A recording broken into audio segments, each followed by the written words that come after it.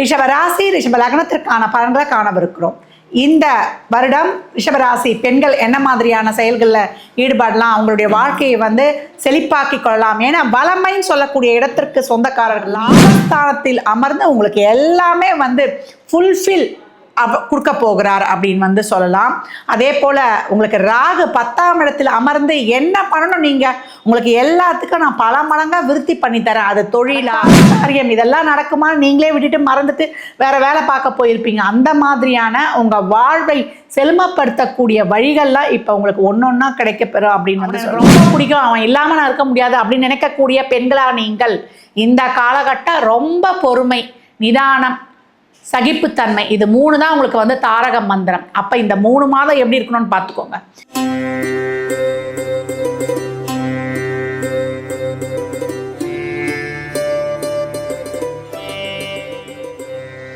ரிஷபராசி ரிஷப லக்னத்திற்கான பலன்களை காணவிருக்கிறோம். இந்த வருடம் ரிஷபராசி பெண்கள் என்ன மாதிரியான செயல்களில் ஈடுபடலாம், அவங்களுடைய வாழ்க்கையை செழிப்பாக்கி கொள்ளலாம். ஏன்னா வளமைன்னு சொல்லக்கூடிய இடத்திற்கு சொந்தக்காரர்கள் நீங்கள் அப்படின்னு சொல்லலாம். இந்த வருடம் மிகப்பெரிய ஜாக்பாட் என்னுடைய ரிஷபராசி லக்னக்கார மங்கையருக்கு தான் அப்படி தான் சொல்கிறோம். ஏன்னா அந்த அளவுக்கு ரொம்ப அருமையான கிரக நகர்வுகள் அப்படின்லாம் இது வரைக்கும் நான் ஒரு பெரிய ஒரு வாழ்க்கையில் ஒரு அச்சீவ் பண்ணணும், சாதனை பண்ணணும் அப்படின்னு சொல்கிறவங்களுக்கெல்லாம் அருமையாக இந்த கிரகங்கள் உங்களுக்கு ஒரு பட்டியலே போட்டாங்க போங்க. அவ்வளவு அழகாக அந்த பிளேஸில் அமர்ந்திருக்கிறாங்க. உங்களுக்கு 11இல் சனீஸ்வர பகவான் 9, 10 கூடையவர். அவர் தான் உங்களை புகழ், பதவி, அதிகாரம், பேர், புகழ், அத்தாரிட்டி, சக்சஸ்ஃபுல் சர்வைவல் அப்படின்னு சொல்லக்கூடிய மிகப்பெரிய ஒரு உச்சத்துக்கு கொண்டு செல்லக்கூடியவர். அவர் லாபஸ்தானத்தில் அமர்ந்து உங்களுக்கு எல்லாமே ஃபுல்ஃபில் கொடுக்க போகிறார் அப்படின்னு சொல்லலாம். அதே போல் உங்களுக்கு ராகு 10ஆம் இடத்தில் அமர்ந்து என்ன பண்ணணும், நீங்கள் உங்களுக்கு எல்லாத்துக்கும் நான் பல மடங்காக விருத்தி பண்ணி தரேன். அது தொழிலா இல்லை நீங்கள் சுயமாக ஏதாவது நீங்கள் பண்ணி இப்போ ஒரு பெரிய லைம் லைட்டில் வரணுமா, அதே போல் ஒரு இடத்துல ஒரு ஹெச்ஆராக வேலை பார்க்குறோம் ஒரு நிறுவனத்துலனா உங்கள் டீமில் நீங்கள் மிகப்பெரிய ஒரு பொறுப்பை எடுப்பது, இல்லை நீங்கள் ஒரு அரசுத்துறை அதிகாரியாக இருந்தாலும் சரி, இல்லை ஒரு தனியார் துறையில் வேலை பார்க்குறோன்னாலும் சரி, எல்லா இடங்கள்லையும் உங்களுக்கான ஒரு பேர், புகழ், பதவி, அங்கீகாரம் இதெல்லாம் கிடைக்கிறதுலேருந்து எல்லாம் கிடைச்சிரும். ஆனால் உழைப்பு உங்களுக்கு பன்மடங்கு போட வேண்டியது இருக்கும் அப்படின்னு சொல்லலாம். ஏன்னா சனி நம்மளுக்கு 11ல் அமர்ந்து நம்மளுக்கு ராசி, அதே போல் 5 நம்மளுக்கு 8ஆம் இடத்தையும் பார்க்குறாரு. இந்த காலகட்டம் பெண்கள் அனைத்து வகையிலையுமே ஒவ்வொரு நொடியும் ஒவ்வொரு ஸ்டெப்பும் எடுத்து வைக்கும்பொழுது, ஏன்னா 8 பார்த்துட்டார், அதனால் ரொம்ப கவனமாக எடுத்து வைக்கணும். அதே போல் எதிர்ப்பாளரிடம் இப்போ இளைஞர்கள் இருக்கிறீங்களா, படிச்சுட்டு இருக்கீங்களே, அவங்களுக்கு ஒரு வெளியூரில் நல்ல ஒரு படிப்பு கிடைக்கிறது, உங்களுடைய கோல் அச்சீவ் பண்ணுறது, நிறைய நான் ஒரு திறமையோடு இருக்கிறேம்மா, எனக்குன்னு ஒரு வாய்ப்புகள்லாம் கிடைக்கல அப்படின்றவங்களுக்குலாம் இப்போ உங்கள் வாய்ப்புகள் உங்களுக்கு கதவை தட்டும். போகிற இடத்துல எதிர்ப்பாளரிடம் நல்லா இப்போ ஒரு 4, 8, 12 தசாபதிகளே நடக்குது அப்படின்றவங்களாம் ரொம்ப கவனமாக இருக்கணும். குழந்தைகளாக இருந்தால் கூட நம்ம கண்காணிப்புலேயே இருக்கணும். ஏன்னா அந்த 4, 8 தசாபதியில் நடக்கும்போது இந்த அப்யூஸ்ன்றது நடக்கப்போகிறோம். அதனால் நம்ம ரொம்ப கவனமாக பெண்கள், ஏன்னா பெண்களுக்குன்னே கொடுத்துருக்குறோம் அந்த பதிவு. அப்போ எப்படி இருக்கணும்னு பார்க்குறதுங்க. அது வயது ஒரு 6 வயதுலேருந்து 60 வயது வரைக்குமே இந்த காலகட்டம் நம்மளுடைய தனிப்பட்ட விஷயங்களில் வெளியிடங்களில் போகிறோமா நம்மளுக்கு ரொம்ப கவனமாக இருக்கணும் அப்படின்னு சொல்லியாச்சு. அதே போல் தொழிலில் நீங்கள் கேட்கக்கூடிய மாற்றங்கள், உங்களுக்கு ஊதிய உயர்வுடன் கூடிய உத்தியோக உயர்வுகள்லாம் இந்த காலகட்டம் உங்களுக்கு கிடைக்கும். இது வரைக்கும் ரொம்ப அன்றாட செலவுக்கே ரொம்ப கஷ்டப்பட்டுட்டு இருந்தோம்மா. நிறைய ஒரு பணமுடை, கடன் இருக்குது, ஒரு உடல் ஆரோக்கிய குறைபாடு இருக்குது. அதே போல் எங்களுக்கு யார் நாங்கள் எல்லா முயற்சிகளும் எடுக்கிறோம், யாரோ ஒருவரால் எங்களுடைய முன்னேற்றம் தடைபடுது அப்படின்றவங்களுக்கெல்லாம் அதையெல்லாம் நீங்கள் கண்டறிஞ்சு அதையெல்லாம் ஒன்றா நீங்கள் கலைந்து விடுவீர்கள். நடக்காத காரியம் இதெல்லாம் நடக்குமா, நீங்களே விட்டுட்டு மறந்துட்டு வேற வேலை பார்க்க போயிருப்பீங்க. அந்த மாதிரியான உங்கள் வாழ்வை செழுமப்படுத்தக்கூடிய வழிகள்லாம் இப்போ உங்களுக்கு ஒன்றொன்னா கிடைக்கப்பெறும் அப்படின்னு சொல்லலாம். இந்த காலகட்டம் நீங்கள் உங்கள் குழந்தைகள் சார்ந்த விஷயங்களில், இல்லை ஒரு குழந்தை பிறப்புக்காக முயற்சி பண்ணுறோம் அப்படின்றவங்க, அதே போல் நீங்கள் உங்களுடைய ஒரு குருமார் நாங்கள் பார்க்கணும், ஒரு குருமார்கிட்ட நாங்கள் ஒரு மந்திர உச்சாரணம்லாம் நாங்கள் எடுத்துக்கணும். இப்போ ஒரு 50, 55 வயதுக்கு மேலே இந்த தீட்சையெல்லாம் வாங்கக்கூடியவர்களாக இருப்பீங்களா, அவங்களுக்கு அந்த மாதிரியான ஒரு வாய்ப்புகள்லாம் கிடைக்கிறது. அதே உங்களுடைய என்டர்டெயின்மெண்ட், எனக்காக ஒரு நேரம் செலவழிக்கிறேன் அப்படின்னு சொல்கிறது, குடும்பத்தோடு உங்களுடைய நேரத்தை செலவிடுவது, குழந்தை பாக்கியத்திற்காக ஒரு மருத்துவம்லாம் பண்ணுறீங்க இல்லையா, அதெல்லாம் உங்களுக்கு நல்லா சிறப்பாக கை கொடுப்பது, குழந்தைகள் நலன் சார்ந்த விஷயங்கள்லாம் வந்து உங்களுக்கு நல்லா வந்து ஒரு பெனிஃபிட்டாக அவங்களுக்கான ஒரு முதலீடு, அவங்களுடைய எதிர்கால வாழ்க்கைக்கு அவங்களுக்கு பிடித்த மாதிரி ஒரு படிப்பு, அதற்கான ஒரு வருமானம் வருவாயெலாம் இப்போ உங்களுக்கு ரொம்ப சிறப்பாகவே கிடைக்கப்பெறும் சொல்லலாம். இது வரைக்கும் வந்து நிறைய ஒரு மருத்துவம்லாம் வந்து பார்த்து எங்களுக்கு வந்து இன்னும் உடம்பு வந்து ஒரு சுகம் கிடைக்கல அப்படின்றவங்களுக்கு இப்போ நல்ல மருத்துவம் கிடைக்கும்.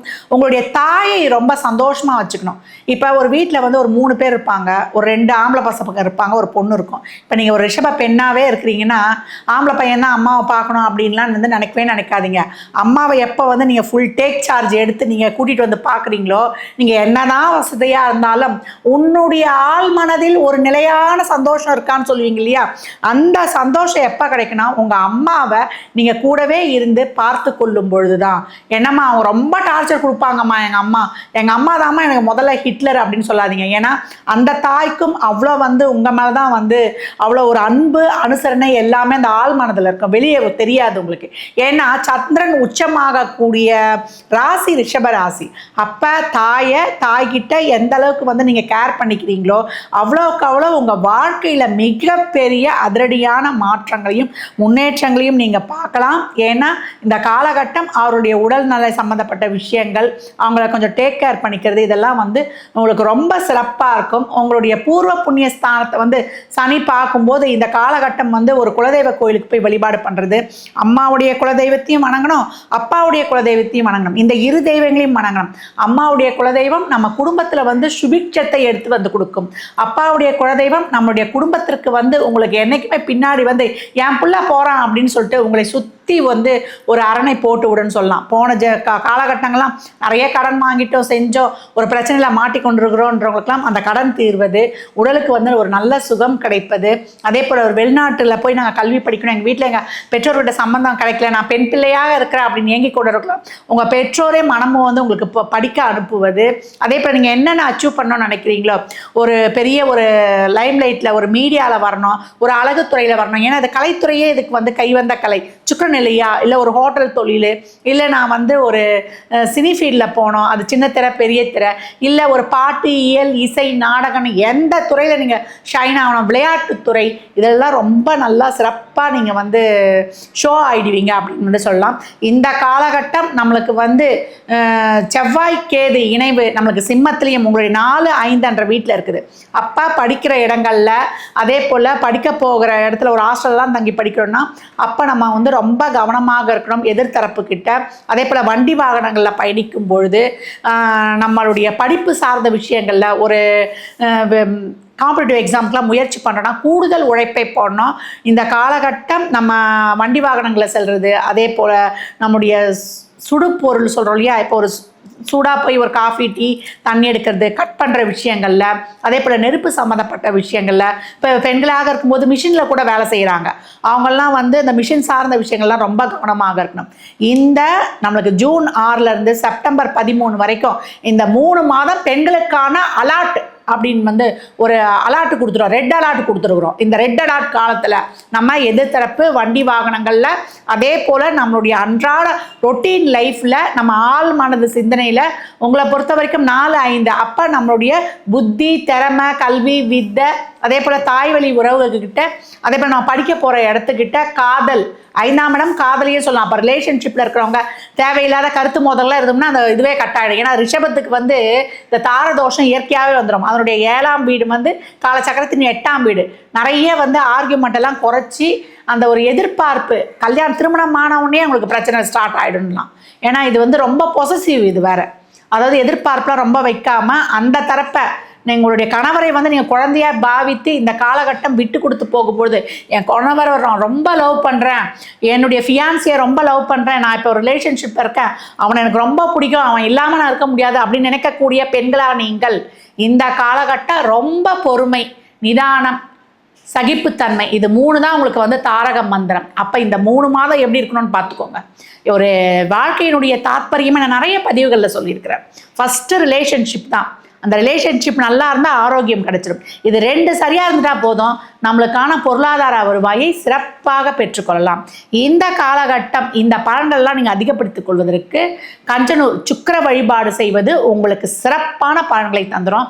அப்படி இல்லையா, வெள்ளிக்கிழமைகளை மகாலட்சுமி வழிபாடை மனமுருகி நீங்கள் வேண்டும் பொழுது, அதே போல் கனகதாரா சோஸ்திரம், நம்மளுடைய அபிராமி அந்தாதியை ஓட விட்டு தாராளமாக கேளுங்க. அப்படிப்பட்ட சிறப்பான பலன்களை கண்கூடாக காணலாம். ஏன்னா மகாலட்சுமியை வழிபாடு, மகாலட்சுமி கடாட்சம்னா என்ன? நம்ம பெரும் செல்வம் மட்டும் கிடையாது, குடும்பத்தில் அமைதி, கணவன் மனைவி ஒற்றுமை, வெளியூர் வேலை வாய்ப்புன்னு எல்லா விஷயங்களுக்கும் நம்ம வாழ்க்கையில் ரொம்ப சுகம் சௌகரியமாக இருக்கணும்னா சுக்கிரன் தான். அந்த சுக்கிரனை சிறப்பாக இயக்கணும்னா மகாலட்சுமி வழிபாடு தான். அப்போ அம்பாவை எவ்வளோக்கு எவ்வளோ வழிபடுறீங்களோ உங்களுக்கு மிகச்சிறப்பான பலன்களை கண்கூடாக காணலாம். ரிஷபராசி லக்னக்கார அன்பர்களுக்கு என் மனமார்ந்த வாழ்த்துக்களை தெரிவித்துக் கொள்கிறேன். 12 ராசிக்கும் உரிய சிறப்பான பலன்களை பார்த்துருக்குறோம். மேற்கொண்டு உங்களுக்கு ஒரு தெளிவான ஒரு சஜஷன்லாம் வேணும்னா, ஏன்னா பிறந்த ஜாதகங்கள் தான் முழுமையான பலனை சொல்லலாம். இது ஒரு 30% உங்களுக்கு ஒத்து வந்தாலும் மிகப்பெரிய ஒரு ஆச்சரியம் அப்படின்னு சொல்லலாம். உங்கள் தசாபுதிக்கு ஏற்ற மாதிரி இந்த கிரகங்கள் இந்த காலகட்டம் உங்களுக்கு குழந்தை பாக்கியம், திருமணம் கொடுக்க போகுதா, இல்லை பொருளாதார வளர்ச்சியை கொடுக்க போகுதா என்பதெல்லாம் உங்கள் சுய ஜாதகத்தை தான் நம்ம பார்த்து தெரிந்து கொள்ளணும். அதற்கு கீழ்கண்ட எண்ணுக்கு வாட்ஸ்அப் பண்ணுங்கள். இந்த காலகட்டம் பெண்களுக்கு ஒரு ரெட் அலர்ட் நேரம் கொடுத்துருக்கேன். செப்டம்பர் 13 வரை ரொம்ப கவனம். அதே போல் நல்ல ஒரு லைம் லைட்லாம் ஒரு சிலருக்கு அக்டோபர் to நவம்பர்னு சொல்லியிருக்கேன். இதெல்லாம் பயன்படுத்திக்கோங்க. இதை சிறப்பாக பயன்படுத்தி கொள்வதற்கு அமிர்த நேரத்தை தவற விட்டுடாதீங்க. அமிர்த நேரம் ராக காலத்தில் வரக்கூடிய 24வது நிமிடம். ஒவ்வொரு பதிவிலும் சொல்லியிருக்கிறேன். பெண்கள் இதை குறிப்பாக கடைப்பிடிக்கணும். செவ்வாய்க்கிழமையில் வரக்கூடிய 4 to 4:30, வெள்ளிக்கிழமையில் வரக்கூடிய 11 to 12 மௌனமாக இருந்து துர்க்கையை குங்கும அர்ச்சனை செய்து நெய் தீபம் ஏற்றி வழிபடும் பொழுது, ஆலயங்களுக்கு சென்றீங்கன்னா எலுமிச்சம்பழத்தை உதிரியாக வாங்கி ஒரு மஞ்சள் பாக்கெட்டு ஒரு குங்குமம் பாக்கெட்டோடு கொடுக்கும் பொழுது, நிறைய தான தர்மம் பண்ணும்பொழுது மிகப்பெரிய பூம் உங்கள் வாழ்க்கையில் காத்திருக்குது. மற்றும் ஒரு சிறப்பான பதிவில் சந்திக்கும் வரை தங்களிடமிருந்து விடைபெற்றுக் கொள்வது ஆதித்ய சொர்ணலக்ஷ்மி. இறையருளால் அனைத்தும் நிறைவாகட்டும்.